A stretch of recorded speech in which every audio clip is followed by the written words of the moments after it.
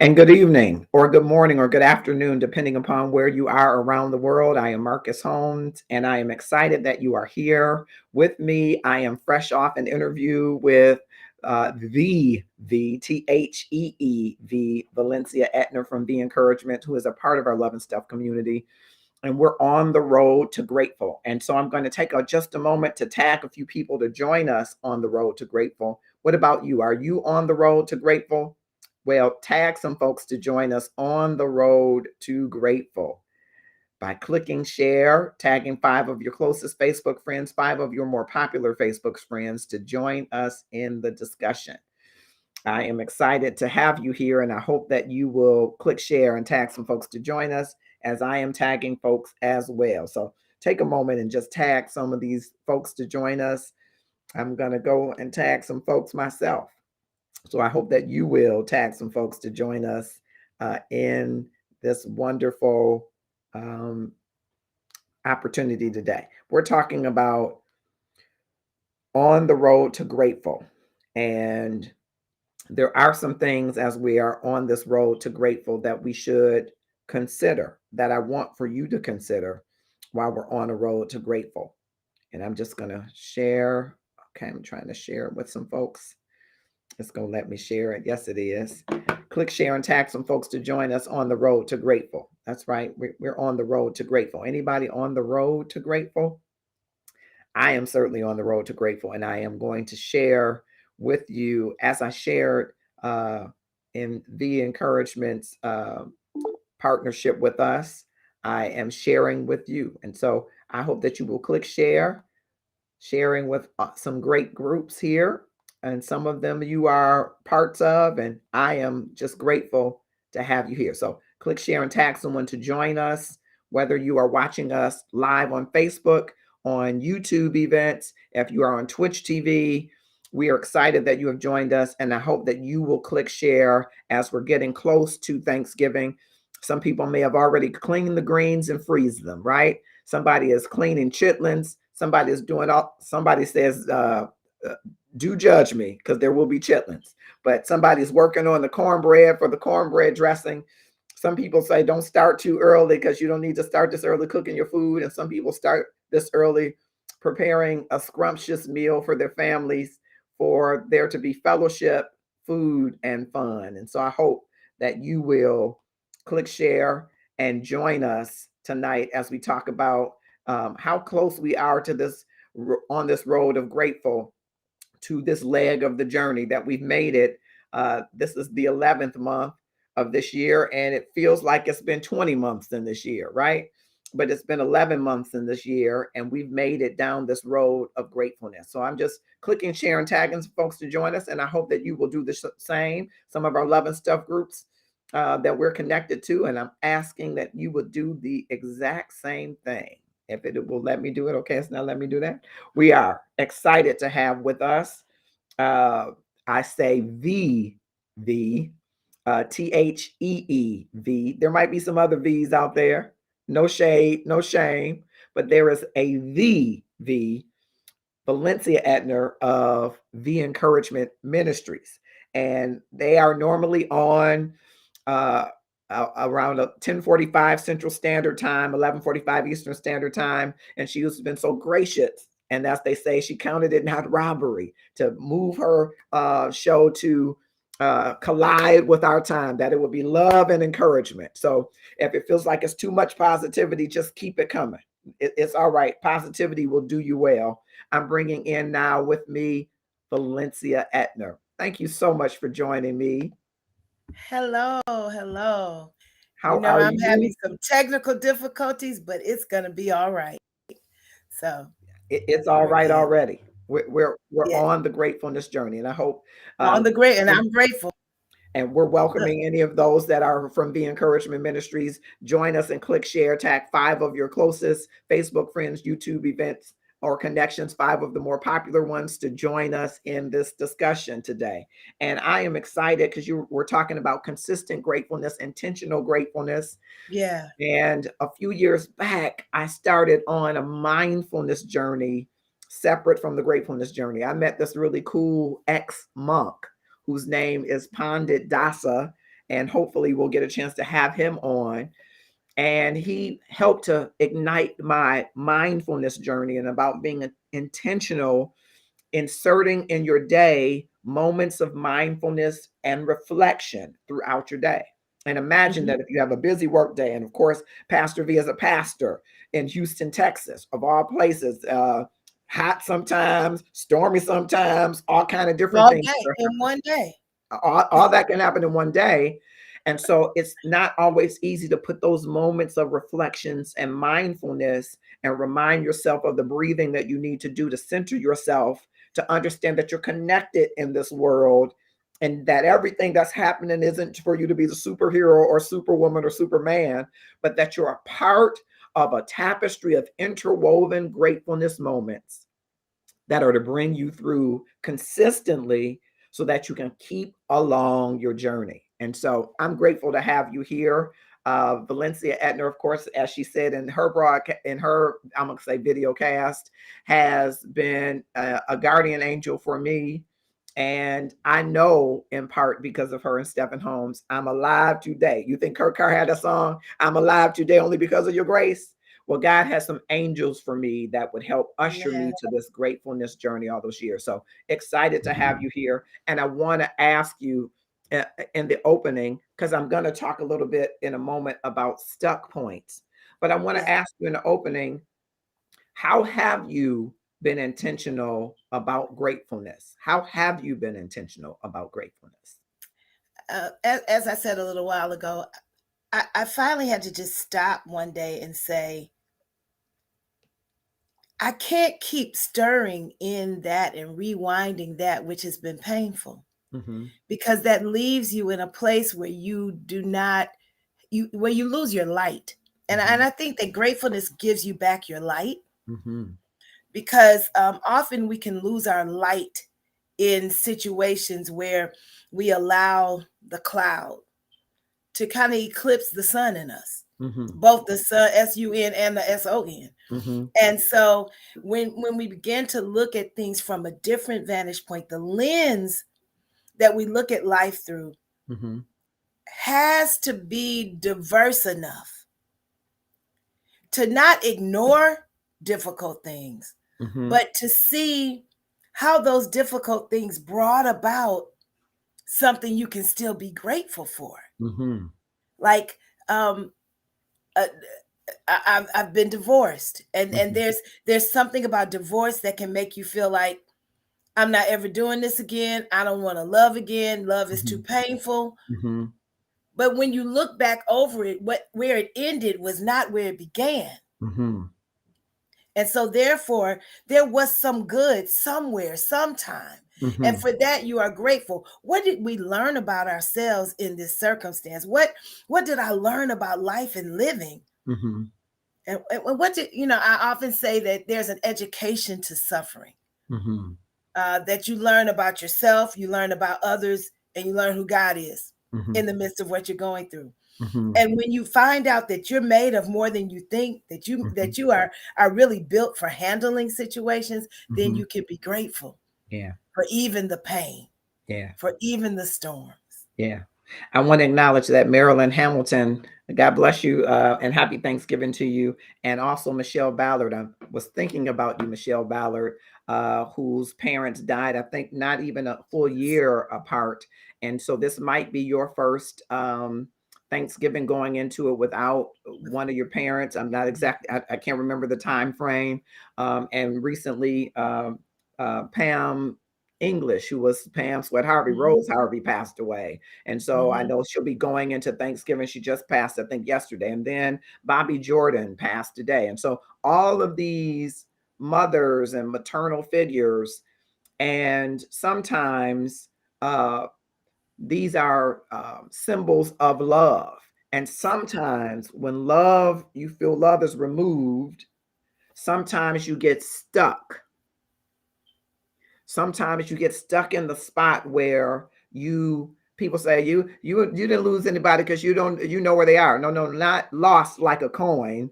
LOSS. It is the absence of the presence. That to be absent from the body is to be present with the Lord. So that first clause, to be absent from the body, that's the loss, right? The physical absence, the physical presence, absence of someone's presence is great.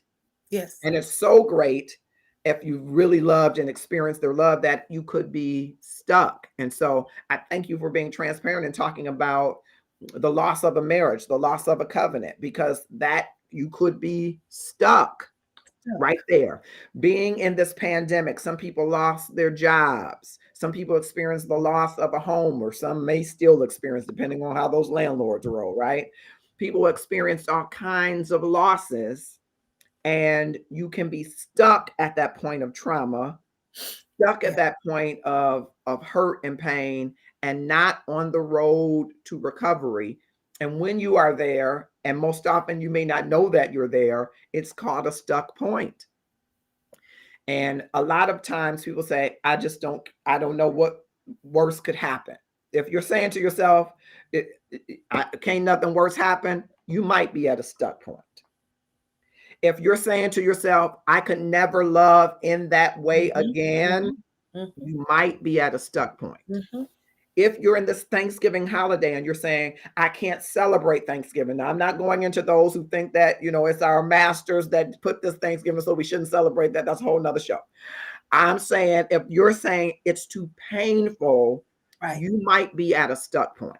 And a stuck point is simply that place where you have a thought that you can't reason would be any other end. Yeah. And so what I want to empower you to do, not a psychologist, I'm not, that's my disclaimer, but in stuck points, I want you to think about that thought.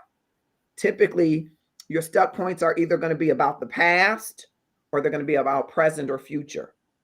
So a stuck point could have been, if I had cooked more dinner for him, he wouldn't have left me. That could be a stuck point. Therefore, I'm not going to cook anymore for any man or woman because my food might not be good enough. Now, people think that sounds silly, but people really feel people really did stuck there. That thought. If I had decided not to go back to school, I would have been home more with him and he wouldn't have cheated. Yeah. That can be a stuck point. Because the future-oriented one could be, and I will never find another mate. I will never be happy. I will never have success. If you're saying those kind of things, you could be at a stuck point. Yeah. Go ahead. I was going to say the stuckness is either what I could have done differently for them. But some of the stuck is that I've run out of time to change me. Because when you look at those things, especially people who, there are those who have experienced divorce after 25, 30 years. It's like, I don't have anything left to give anyone else. And that's a place of stuckness too, where you say, I don't have it. And I'm not trying to manufacture it. I'm not trying to find it. I don't want that anymore. And it's really not a not wanting. It's a dog on the nail. I don't know if you know the story of the dog on the nail. And the dog on the nail just says that I could move from here. I could move from this porch on this nail, which is hurting me. But I don't know if it's going to hurt more when the air hits it. I don't know if my getting up is going to make me hurt more. So I'll stay right here stuck on this nail because at least I know what this pain feels like. But the opportunity to run and to play and to heal and to live and to grow and that we miss when we're stuck. And when we're stuck, it's important first to recognize that you're stuck. Because again, you may not you may not recognize that you're stuck. You may think that this is just where you are and this is how life is going to be. You're stuck for some reason. You've resigned to, well, I don't have enough time left to go back to school. And here we have doctor in the waiting, Dr. Valencia, who is 60 and sexy and in school. So if your stuck point is, I don't have a future, I cannot go back to school, I cannot, you've got to be able to accept that you're at a stuck point. Yeah. You got to be able to accept it. And I want you to think about your relationships in the Love and Stuff community and beyond. I want you to think about those relationships that didn't bear the fruit that you thought that they would bear. And I want you to ask yourself this question: can I let go of what I believe about that relationship? Yeah. Can I let it go? Can I move beyond what I believe the impact, adverse or otherwise, of that relationship? Can I move beyond it? Can I consider that there could be a different end for me?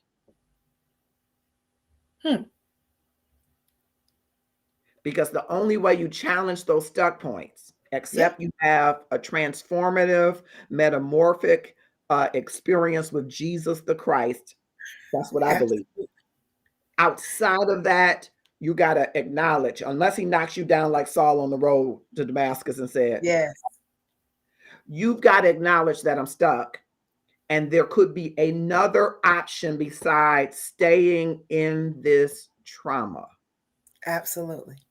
And I tell you, I had not thought about another option when Princess Irene said to me, you have the right to stay where you are, but there is another place that you must go to. You can acknowledge you're stuck and you can be there. And you can be there for a while. Yeah. You got to get up from there and you got to move on.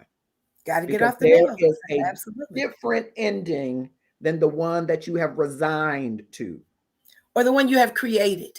Because sometimes we've created an end. Yes. I know there's something I struggle with. And you and I talked about the other day that maybe this is just it. Yeah. It may not be what I want, but maybe this really is just it. Yeah. And yet I can, I can find gratefulness in that, but it's just not necessarily what I want. Yeah. And so do I say, do I act as if that want does not exist because it's what I think I'm supposed to do? Because sometimes we can get stuck in supposed to. Yeah. And I feel like that's kind of a resignation of sorts to say, it can't be anything different. And that's just, it's really just not the truth. But we can get there as a means of coping with our circumstance, or putting it in some perspective. What I know that I do, and maybe somebody else is on my journey too, I compartmentalize. Because if I can keep it in its compartment, then it doesn't always spill over into the rest of what I have to do. So I put it in its compartment until I have time to address it. So because I don't want to just cope and keep it in the midst and then ignore it like it doesn't exist. I put it in a compartment until I can address it.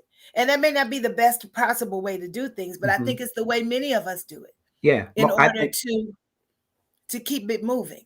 Yeah. That we put that in a compartment. I'll get back to you, because right now I can't afford for you to spill all the way out into the rest of my life and then it derail what I'm trying to do otherwise. Yet there is a need, as I told a friend of mine the other day, there is a need for a merger of yourselves. Yeah. Yeah. And so I was going to say to that point, most of us do that, Pastor V. And those of you that are just joining cross platforms, we're talking to the V. Valencia Etner of the Encourage Ministries, and we're talking about stuck points. Thank you, Brenda Lawson, for joining us. I hope you will click share and tag some folks to join us. Most of us have a room, some physical, right? A room that we put all the junk in, and we close that door, and we hope that nothing smells out of it and nothing seeps out of it, right? And if anybody comes in, we say, "Oh, not that room." Not that door. It creates curiosity about what's in that room, but it also, for us, creates an anxiety about what's behind that door. So we live with the extra air of anxiety while we're just trying to cope, because we are not merging, as you say, bringing our authentic selves forward with all of the flaws that God already knows that we have. And more often than not, people get a glimpse of that view from the room, because the anxiety that we're trying to use to cope becomes a mirror of what is in that room. So we start to act out in our behavior what we have behind the door, because anxiety brings it forward for other people to see. And so I wanted to dovetail back to this perspective about Thanksgiving, because a lot of people, to get through Thanksgiving, are just trying to cope and keep it in that room. Yep. We're going to compartmentalize the hurt that we experience from that uncle who's going to be at dinner, the hurt that we experience going into our family's home and they are no longer living, the hurt that we experience when we're sharing the space in blended families with ex, and the ex and the parting wasn't amicable. We compartmentalize to cope so that we can get through it. To say, if I can just get through these waning hours and eat me a little bit of turkey, and I can go on about my business. But gratefulness says that the light illuminates the areas that you don't want to be seen, because they need some breathing room so that you can get the fresher breath joy over that situation. There's a breath of air called joy, and it can't get exposed unless you decide, I am going to open these doors. Open these doors. My anxiety is allayed, it's relieved, because there is joy and freedom in being authentic. It doesn't mean that in your authenticity, you're like, well, this is just wonderful. Nope. You get to sit mindfully and say, I choose me, which means I don't choose anybody who has abused me. I don't condone any abuse if someone's been abusive. I don't condone things that have happened in my life. And I am maybe not okay that more people are in heaven than are on earth. Yeah. But I choose me to say that I can get more joy out of living authentically, to say, even though that doesn't feel good, I won't stay there where that feeling is. And that's that next step in the stuck point. Now you assign a feeling to what you say. How does it feel if you say to yourself, I will never have a happy Thanksgiving ever again because my mother is gone? How does that feel? Where does that show up in your body? Because long before you're cogitating, thinking about it, your limbic resonance already knows it. Yep. It knew it when that person left the earth. Yeah. And so what are you doing with that feel? And what if you could choose to feel differently? That you don't always have to, when they mention your mom's name, doesn't mean that you won't have moments that you are missing your mom terribly. I'm missing my mother's dressing right now and missing her telling me different stories when she was young. I'm missing a whole lot of stuff. I just had an aunt, my mother's last living sister, who passed away. I'm missing all of that. Yeah. But there is the opportunity for you to feel as if you can go on into a journey that says, I don't discount losing the people I love. I add to that I had the people I love. And the memories that go along with it. That because as I'm listening to you talk, like you talked about Pastor Perkins saying that there's a museum of our memories. Mm-hmm. But I think it's an interactive museum in a lot of ways. I think that if we just call it a museum, it becomes a shrine. Mm-hmm. But I think that if there's an interactiveness to the museum, I was thinking that as you said it, where when you go in it, it's kind of like, I don't know if you've ever been to to the African American, I know you have, to African American museums, and as they have progressed, you walk into a room and yes, you see the artifacts, but you also get the video. You Mhm. get to relive the experiences. And Yeah, I think that we have a video inside of us that yeah, we've got to tap into yeah, when it comes to these kinds of situations where you're able to to get to the laughter of those days, to get to the joy in that being together. And while there is sadness that might want to seep, I think we could push back on the sadness and say, I just want to sit in the joy of what I was able to experience from these that I love. yeah. And interactive. You got to it when you said the video, because Yeah, thinking of the historical museum here in Detroit, there yeah. was a time that they had an exhibit. It wasn't interactive, but they had the gowns of the Supremes. Now, I'll be the first to say I'm too young to really know their heyday. I wasn't alive, right when they started. So some of those gowns I wouldn't have had the opportunity to see in real life until I saw them in the museum.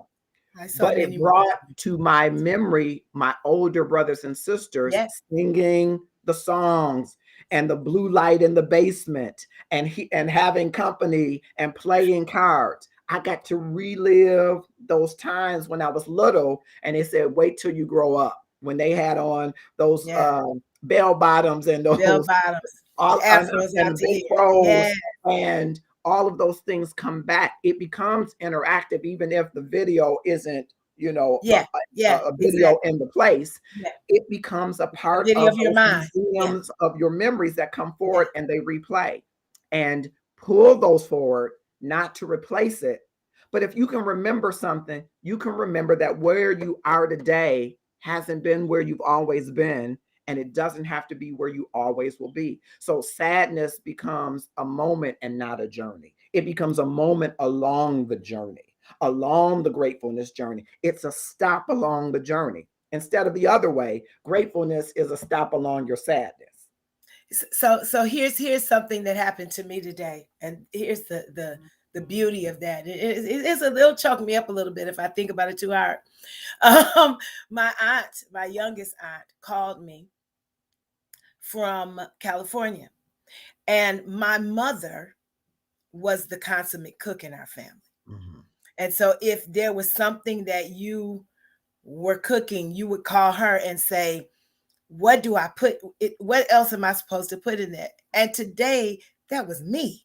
And that is so strange for me, because all of a sudden it was like, you are your mother's child. But anyway, that I had to hear, I had to watch in my mind, see my mother putting the Trinity. I didn't know it as the Trinity then because I wasn't living in Texas, and I've learned that since I've learned it from Louisiana people. But that Trinity, that Creole Trinity, in with that with that roux, and seasoning that roux before adding the broth, and before adding the water, and putting the chicken in, and all of that. I remembered that. So when she was like, "What's the other vegetable in the Trinity?" I was able to immediately tell her that, Mhm. because not only am I'm making some tomorrow, but that it was what I learned.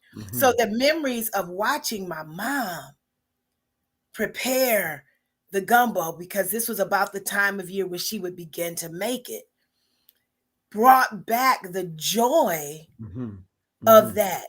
I was Mhm. not feeling this whole Thanksgiving Mhm. food thing. I Mhm. really wasn't feeling any of it. I was like, I don't want to. But as it gets closer, my mind goes to, how dare you not share with generations that will never know her?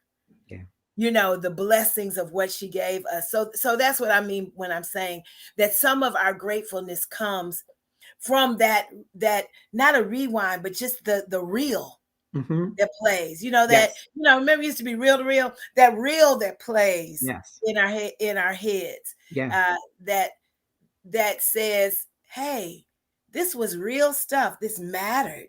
Mhm. And I'm not going to make it a shrine so that I just sit with melancholiness, or I sit and I am stuck Mhm. in the memory. But I'm going to take the memory, and Mhm. I'm going to allow the memory to keep living, because Mhm. as I show someone else, or as someone else sees me do this, it becomes a memory for them. Mm-hmm. And it ties. It's the blessed be the tie that binds Mm-hmm. our hearts Mm-hmm. and our lives. Yeah. Yeah. Yeah.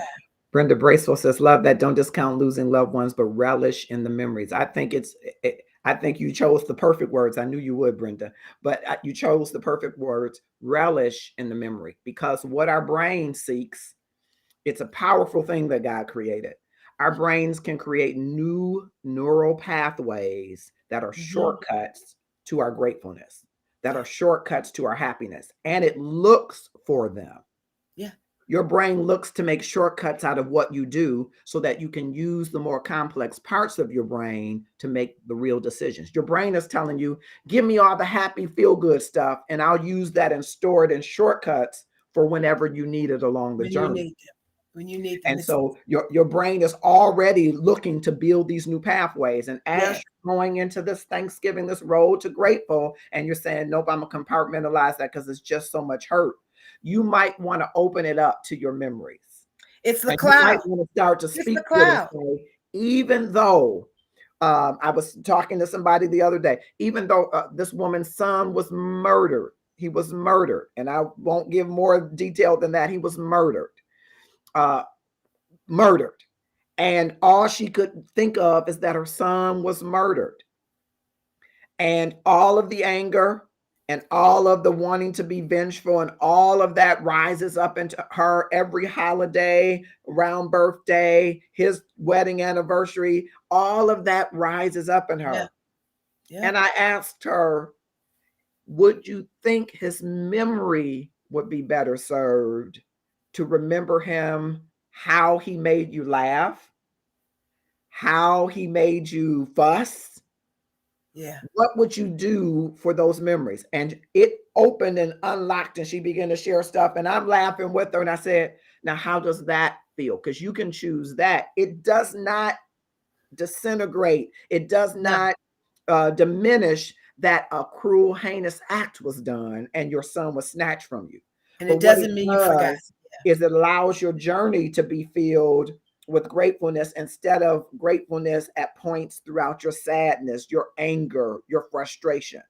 Those moments are going to come. It's how we navigate them or embed them in the journey to move forward that will make the difference. And your brain records it all. Your brain makes shortcuts to it all. Marcus, I wanted to say something that I find that happens to far too many people is that instead of choosing to be grateful, there is something about getting stuck that they, like as Brenda used, that they relish in. That there's something about that stuckness that they look for, that they go to, because it's almost as if it's an excuse, it's a reason to lament, because they feel like they don't have the right to do it at other times. So they utilize these seasons. And I'm not saying they're doing it purposefully. I think that it is something that happens to us, that we utilize these seasons as permission to feel the pain. Yeah. I think a lot of times, and I think you're right, but I think a lot of times it is maybe subconsciously purposeful, because I think a lot of times if you really get into stuck points, and I don't want to get into stuck points, I want y'all to be unstuck, but I want you to know this about stuck points. As you start to enumerate your stuck points and speak them, you find that there are underlying stuck points. And sometimes, Valencia, an underlying stuck point is, I don't want to live. And I want to take any excuse to start my dying today. So if you compartmentalize and say, that's dead, any part of you that dies, eventually it starts to kill off other parts of you. It decays. And so you say, well, you relish in being stuck. You relish in making excuses. I'm broken, I'm hurt. It's because you've given up life. And if you've given up life, you look for death. You look for things to stop. You look for things to keep you bottled up, because those feel like what you're expected in. And I'm telling you that God's got an expected in besides your state where you are. That's why you got to keep moving on the journey. The journey is not Absolutely. static, because if you stop and start to get into those stuck points, recovery is going to be the biggest task. And I don't mean addiction. I mean being recovered from this pandemic for some people, being recovered from the loss of loved ones for some people. Whatever it is that has thwarted your progress, if you give up and resign to it, you could stay right there. Or you could be like the lepers in the Bible said, you know what? If we stay here, we might die. If we go there, we might die. Let's take our chances. Let's keep moving. Let's not stay where we are. Let's not stay stuck. And I think you're right. We use that as an excuse, especially in that area of life, and especially in love, which I want to segue and talk to you a little bit about. We say, well, I was broken, so that's what I deserve. That's what's supposed to happen to me. I'm not attractive. I'm not valuable. We find all of these excuses for why I'm not going to date, and I'm not going to worry about it. He ain't looking at me, and all of these, or she not looking at me. I'm not getting married. All of these things we do as excuses because we start to relish in it, because really the stuck point is that it's a stuck point that is in what they call an accommodated stuck point. Is future oriented. It is, I'm never going to love again. And you're right if you're thinking that you're never going to love again. You're never going to love again unless you love again. Yeah, absolutely. You're right. You're never going to love again unless you love again. And you're never going to win unless you win. Yeah. And you're never going to see it unless you see it before you see it. You see it. That's it. So you got to decide, I'm not going to stay here. And I'm closing out this section about Thanksgiving because I want to make sure that folks come and join you from 3 to 4:30 Eastern Standard Time on Thanksgiving Day, and everybody else from 12 to 8 will be on, because we don't want you to be stuck and by yourself. I was saying when I was with VV, who I'm with, Valencia Etner, on her show, The Encouragement, that she so graciously moved to collide with ours. I was saying that the gratefulness is a gratefulness of inclusion. God has not forgotten about you, even though you're stuck. God is lovingly wooing you to keep moving. And he's telling you, keep going, push. You can do it. You can make it. He's trying to get you to move. So in this Thanksgiving, I challenge you that if you're feeling like Valencia was saying, I'm not really feeling it, I think what she offered is something wonderful. Think about your mama now, if I can use that slang term, and say, what would your mama, if your mom has gone on to glory, or if your mom is an angel on the other side, the balcony of heaven, as I love to say, or if your mom is resting, however you want to call it. Yeah.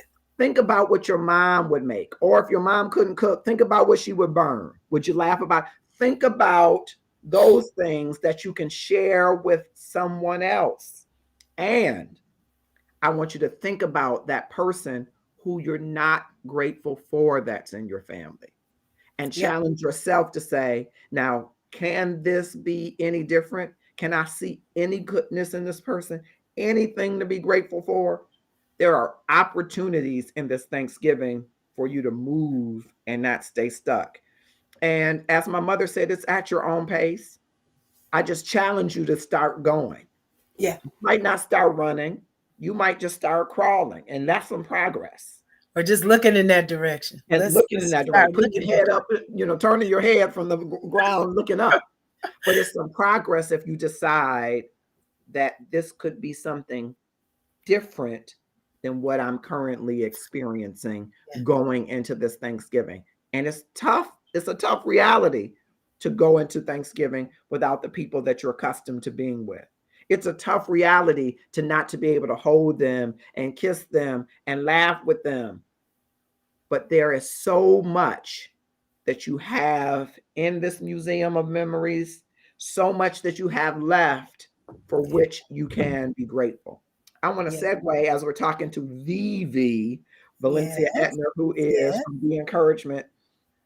I want to talk about those people that are stuck, who have been in relationship. I think it's a big stuck point.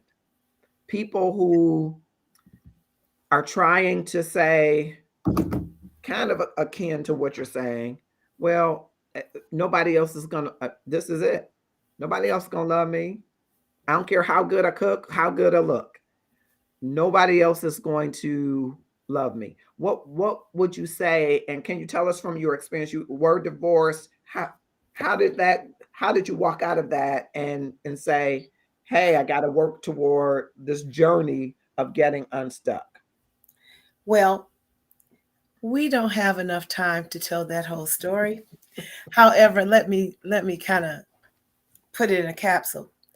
Um, when one here's my word to people about that. When you are stuck in who you're not, you will allow yourself to align and to connect with other people who don't like who they are where they are either. And you will fool around and call that codependency love. Mm. And that will end up becoming a covenant relationship of codependency. Mm-hmm. And I have to call it that because that's what it was. Mm-hmm. I needed to be needed. He was needy. Mm-hmm. He had some, and I'm not going to talk badly about him because there's good in him. Mm-hmm. And we are still connected through his family, and so therefore I would never say anything that would be pejorative about him. I pray that he becomes the man I saw. Mm-hmm. Mm-hmm. Okay. And for me, that was a place of gratefulness, that I could get to the point where, with everything he took me through with his addiction and all of that, that I could be still at that point where I say, I pray that he becomes the man I saw he could be. Okay. But what life will do to you, first of all, I was not a youngster when I got married in the first place. Okay. I had lived about 4 decades before I did it. Okay. And so therefore, when you make that move and it does not work, and then you find yourself in, I won't call it an entanglement because that has a negative connotation these days. But when you find yourself in a subsequent situation that is not, that does not affirm you, and that is disingenuous, okay, it will make you say, you know what? I'm just not going to put myself through that again. If you're not careful. And one of the things that I've come to know is that what it did to me, because I asked God specifically to leave me my heart, because I knew that because God had called me to ministry, I could not afford to minister with a compartmentalized heart. I mean, where my heart did not care for people genuinely. Okay. But what it left me with was a heart for people, but no expectations. Okay. And no expectations can be a place of stuck. Because if I expect nothing of you, you cannot hurt me again. And life cannot hurt me if I'm in a place of, I have no expectations of you.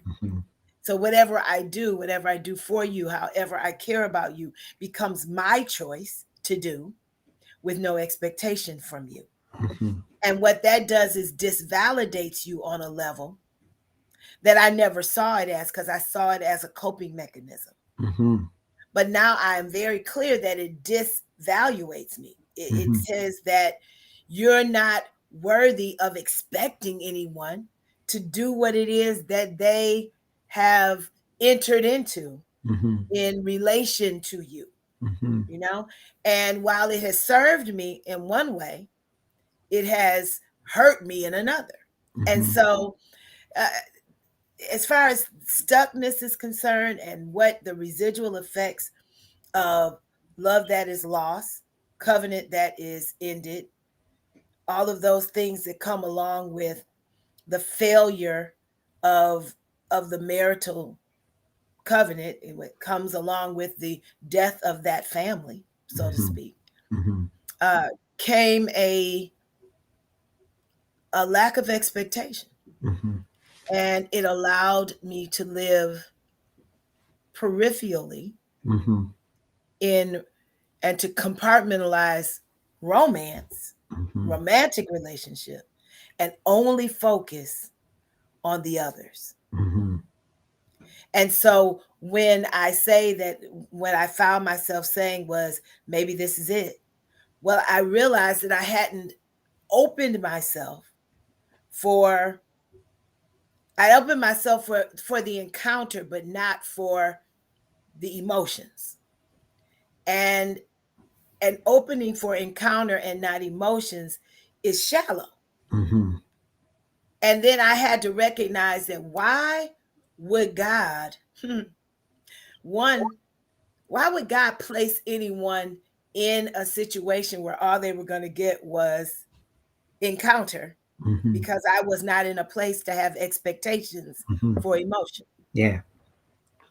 You were in a place where you weren't expecting nothing, so you weren't going to get nothing, because what you get is going to be inextricably tied to what you believe Absolutely you should get, what exactly. you will yourself to be valued for. It's a worthiness thing in getting stuck and getting unstuck. So I want to talk to you because, again, I said you're 60, you're sexy, you're going for your doctorate. How do you get to that unstuck? How do you get to that awakening? I think that what has happened to me is I'm still in process. And I'm being just really candid about it. I'm still in the process. I'm still in the process of learning what it means to love this girl. I spent a lot of years not thinking she was worth a lot. I knew her brain was worthy. I knew that her gifts were worthy, but I didn't think she was worthy. Her being was worthy. And so therefore I'm really kind of new on this journey. This journey to loving the being. And so let me admonish those of you who are watching who are not my age. Don't waste the time. Learn to love your being early enough to experience life in its fullness. I don't have any regrets. I won't say I'm regretful, but I'm grateful for being able to look through that rearview mirror long enough to put in perspective that, because that's all they're for, by the way, to just put it in perspective. Don't stay in the rearview mirror. Is to look back and say, this happened because you couldn't see this. This happened because you couldn't see yourself here. You couldn't see the blessing of you because you were stuck on a image that you thought it had to be in order for you to be accepted. Now, I don't want you to think for 1 minute that that's something I came to all on my own. There was some of that was instilled in me, in ways where I'm absolutely sure that was not what they meant to do. Yet that is exactly what happened. And so that when you begin to see yourself through, and I said this to someone earlier, we can't afford to look at ourselves through the lens of other people's mindsets. When we look through the lens of what other people see, we miss one, who God sees, and we miss who we see ourselves as. And then we begin the facade, and then we began to put on the mask, the real one, and we say, I'm gonna act like I'm this, but in the deep recesses of my mind, I'm not there. I'm gonna be that girl. I'm gonna be the one that has all the witty things to say, but in the deep recesses of my mind, I don't expect you to come correctly because I don't expect you to want who I am. Yeah. And so I guess I'm encouraging those who are listening, don't let yourself slide over there. And if you're saying, oh, that's not me, they just don't know, check yourself. Do the mirror test. Talk to you and say, why is it that I'm here? And that's not for blame. That's for perspective. So that you can shift the lens you see yourself out in. Yeah. I don't look at myself through that lens anymore. Yeah. And while I have bad days, absolute candor. Bad days. Mhm. Days where I slip back into darkness and I have to literally pull myself back out. Mhm. Mhm. But I keep pulling myself back out. Yeah. So you keep pulling yourself back out of it so that you don't get stuck in that place where you say, it doesn't matter. Yeah. It's that place that, we watch shows like Hoarders, and we watch shows like My 600-Pound Life, and we watch shows like that, and we say, oh, I can't believe people are there. But what we don't understand is that we're 2 steps away from that mindset. Mhm. Mhm. And I think we watch it because it allows us to spend another day saying, I'm not that bad. Yeah. Yeah.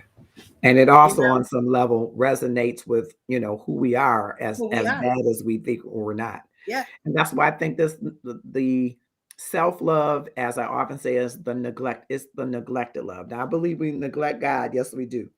But I don't think most people even have a sense or semblance of what the self-love is about, because especially in the African American diaspora over the last 400 years at least, we have been looking through ourselves at the lens of society, which is what sociologists say. You look at yourself through the lens of class and caste and culture. And unless you have some other voices speaking to that perspective, you will live out based on whatever that says. So if that is the standards of beauty, if that's the standards of size, if that's the standards of intelligentsia, whatever it is, it's because those lenses are formed by the culture. But until you say a part of my gratefulness journey is connecting to the providence of God for the being that I am, who is the being. Yeah. And if I'm living and moving in him, he's allowing me to live and move in him and have my being. What does that mean for me?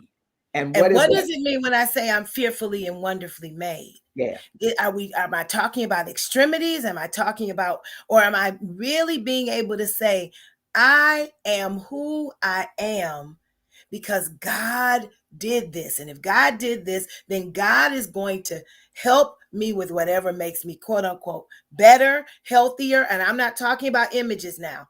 I'm talking about the mechanism, the person who we are, the mechanics of who we are on the inside. Because what I have come to understand is that no one wants who you don't want. Yeah. I don't, and when you see people and you say, oh my goodness, they're so beautiful, but they don't see themselves that way. Because the truth of the matter is nobody wants who you don't want. If you feel like you got to have something to make you, then you don't want you. And we can get stuck there. Yeah. Oftentimes we are stuck there. And that's why I say that the self-love is the most almost 50 years stuck there. I promise I did. It's the most neglected love. And that's why it is important to connect to that being, to the value of that being. Without to not devalue yourself. Yeah. Without any doing, just that you are, that you exist is that point of gratefulness. We're talking with the from the Encouragements, Valencia Etner, and we were just on her video cast a few minutes ago, and now we're colliding, bringing these together. You want more of V, you can always see her every Tuesday at 10:45 Central Standard Time, 11:45 Eastern Standard Time, and all of the other times. Figure out your time zones. And you can also see her on Thanksgiving Day from 3 to 4:30. She'll be sharing here in the 11 Step Eastern Standard Time. Yeah, 2 to 3:30. 2 to 3:30 Central Standard Time. She'll be sharing in the Love and Stuff community love and Thanksgiving, because we want all of you to know that there's a gratefulness of inclusion. There's a gratefulness of promise.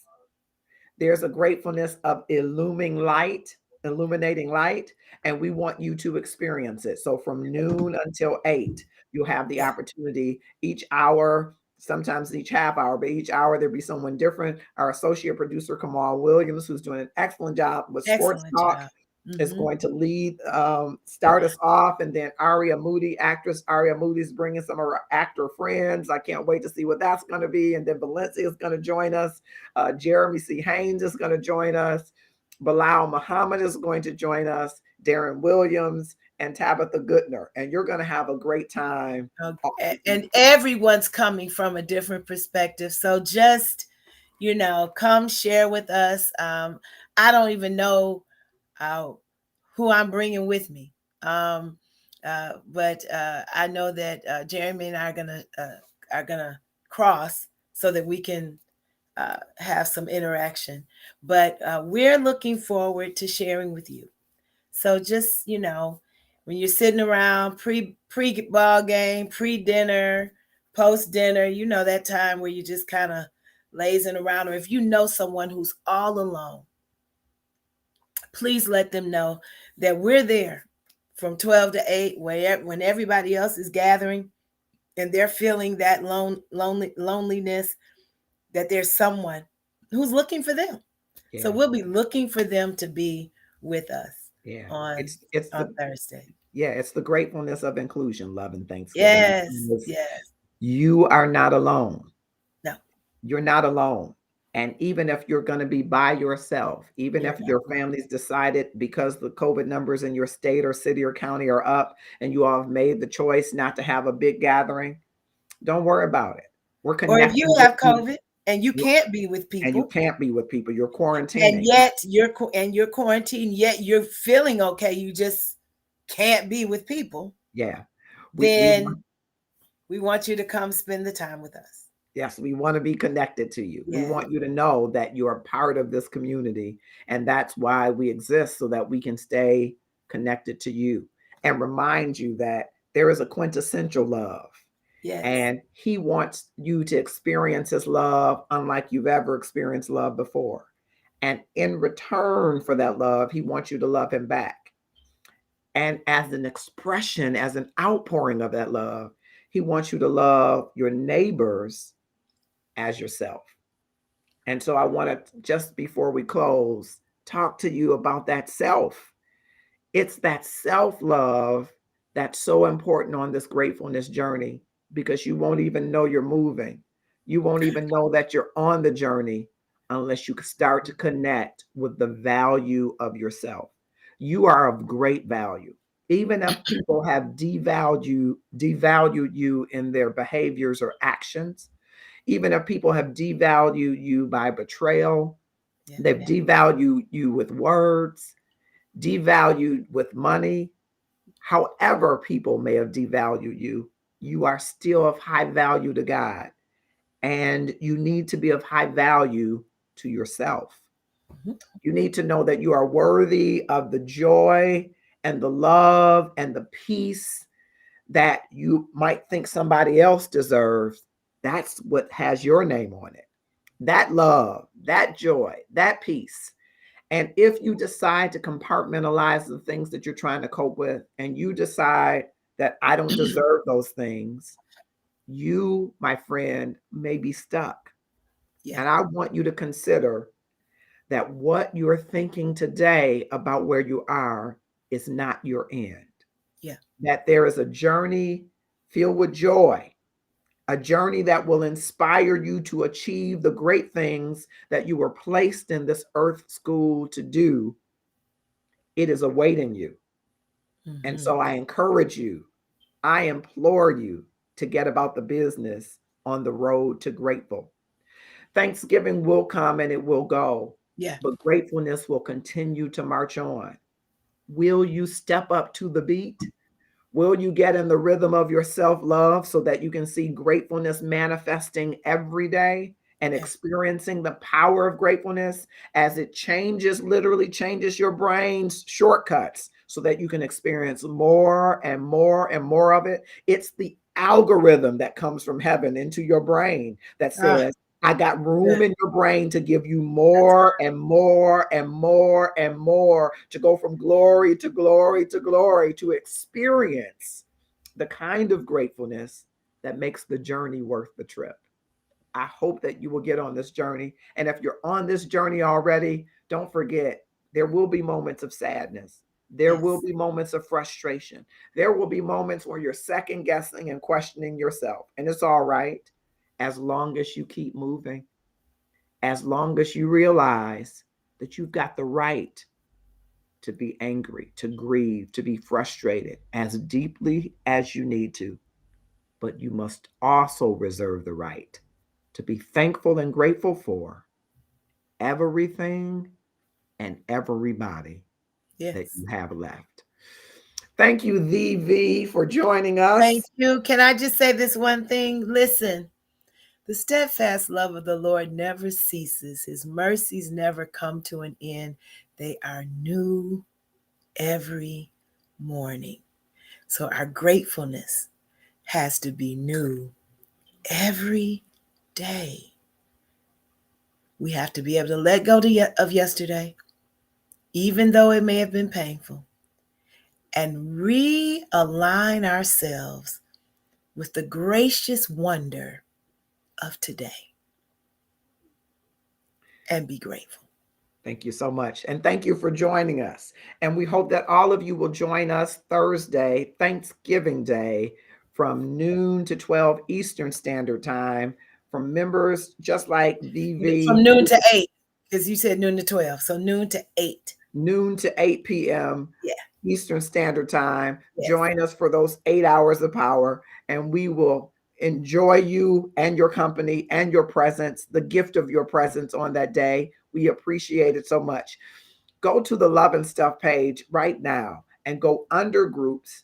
There is a brand new group called Inside of Love and Stuff. So if you want to get a little bit more time with, we call her Mama V here, but the V, I'm gonna start saying the V, and you want to get to know some of the other people in the Love and Stuff community. And starting the beginning of the year, we're going on a self-care journey, a 12-month journey to self-care. It's along the gratefulness journey, because I'm a strong proponent that if you aren't loving yourself, you don't know nothing about gratefulness. Yeah.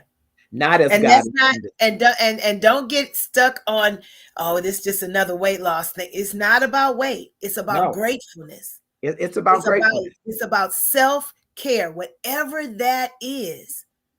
Yes. It may just be affirming yourself every day for the first 3 months, because that's what you need. Yes. In order to love you. Yes. Yeah. So don't get it in your head that you already know what the journey is. Yeah. It's each month there is a different focus, but there is a focus. Each person has one area that is going to be more focused for them. And there are going to be people who are walking in this journey ahead of you in each of those. So those people that you'll have an opportunity to say, if they did it, if they're doing it, maybe I can do it. So there will be a month that we will talk about your live it, your diet, what you eat. There will be a time that we talk about what you eat in your mind, because that's what mindfulness is, what you feed your mind. Yes.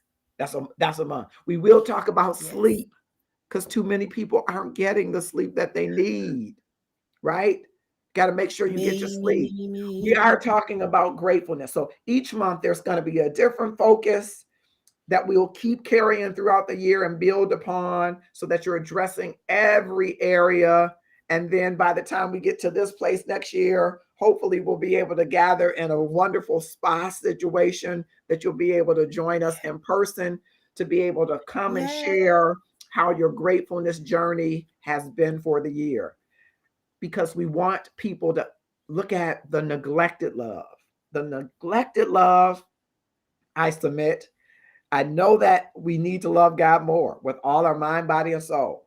And I think people know that they need to do something about God. However, somebody the other day was saying, I'm going to pray for you if you say she, but that's okay. Whomever you think is your creator, you know that there is something that you're supposed to do to be in relationship with your creator. I think most people get that. Not everybody wants to acknowledge it, but I think people feel it. But what you don't acknowledge is you. We're trying. Christendom sometimes makes that easy. I'm just saying, Christendom sometimes makes that easy. I'm sorry, Marcus. We're trying to love our love interest. And so guess what we're going to do? I'm going to buy a new suit. I'm going to buy expensive cologne. Heck, I'm already good looking, but I'm going to buy a new suit. I'm going to buy expensive cologne. I'm going to get a haircut. I'm going to shine my shoes. all to impress, right?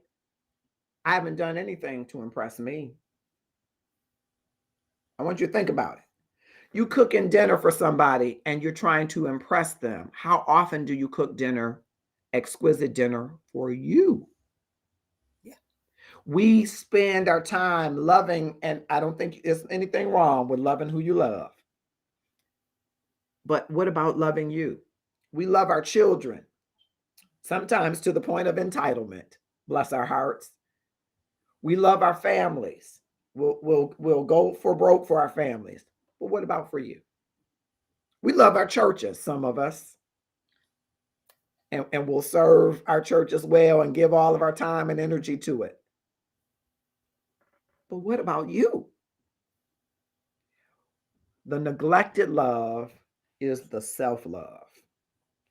I submit that the most frequented love is the neighbor love because we're trying to love everybody else. But the neglected love is the self-love. So join us on that self-love, self-care journey because self-care is love speaking. That's what it is.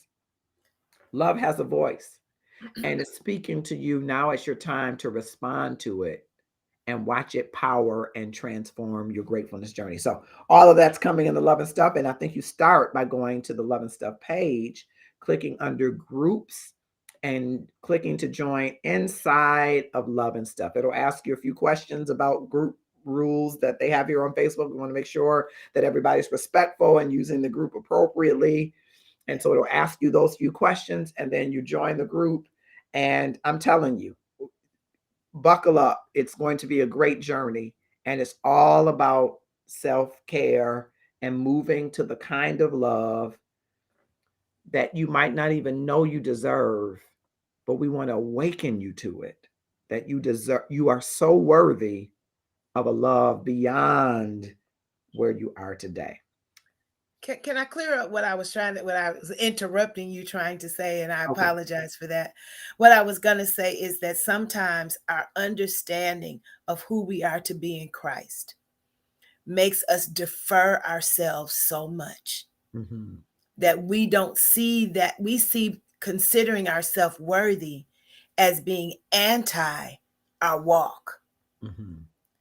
But I just wanted to remind us that text we like to say, to love our neighbor, that Jesus says as ourselves. And if you don't love yourself, then you don't have a model, a paradigm, an exemplar with which to love someone else.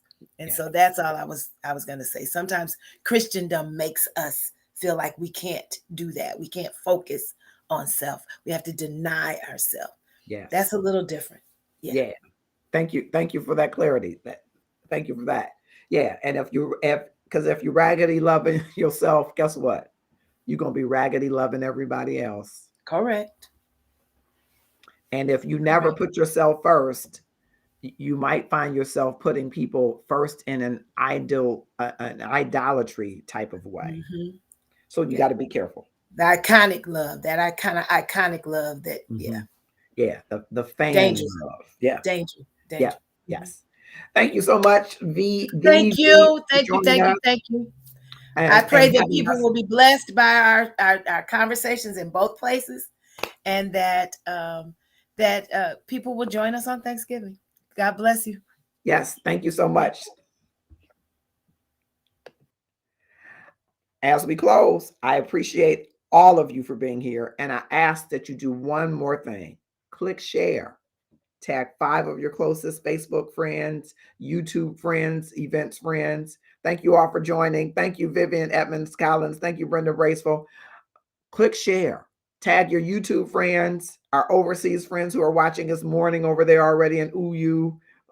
Click share. Those that are on Twitch TV, click follow. And of course, if you're here on Facebook, just click share and tag 5 of your closest Facebook friends, 5 of your more popular Facebook friends to join us on the journey. Join us on the journey, and we will see you Thanksgiving Day. Have a grateful evening.